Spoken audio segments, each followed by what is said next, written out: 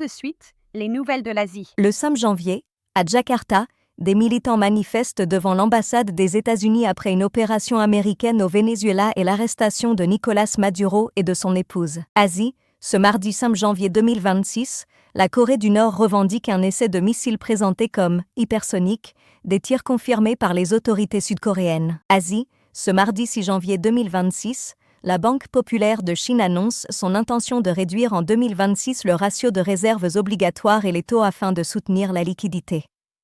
Cette orientation de politique monétaire est présentée par la PBOC comme un levier de soutien à l'économie, sans calendrier ni ampleur précisée à ce stade. Le 7 janvier, Pékin prolonge jusqu'à fin 2026 un mécanisme autorisant les banques à céder en bloc des prêts personnels non performants à des sociétés de gestion d'actifs. Cette mesure vise à contenir une hausse des défauts sur le crédit à la consommation, dans un contexte de fragilité financière des ménages. Asie, ce mercredi 7 janvier 2026, le promoteur chinois Vanke obtient un réaménagement des paiements d'intérêt afin d'éviter un défaut.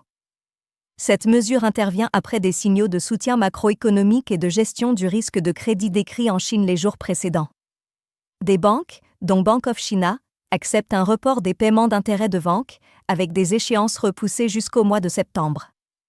L'opération est menée avec la coordination évoquée d'une entité publique de la ville de Shenzhen, dans un contexte de tensions persistantes sur le secteur immobilier. Le vendredi 9 janvier 2026, à Séoul, un tribunal reporte au 13 janvier la réquisition dans le procès pour insurrection visant l'ex-président Yoon Suk-yeol. Le samedi 10 janvier 2026, à Washington, le gouvernement du Bangladesh indique avoir exprimé aux États-Unis son souhait de participer, en principe, à une future force internationale de stabilisation à Gaza, sans précision sur les modalités. Le même jour, en eaux sud-africaines, la Chine, la Russie et l'Iran lancent une semaine d'exercice naval avec les forces sud-africaines, présentée par Pretoria comme visant la sécurité maritime et l'interopérabilité. Le même jour, à Jakarta, le ministère indonésien de la communication annonce le blocage temporaire de l'accès à Grok, invoquant des risques liés à des contenus sexuels générés par intelligence artificielle. Le dimanche 11 janvier 2026, à Yangon, des électeurs participent à la deuxième phase d'une élection organisée par les autorités militaires birmanes,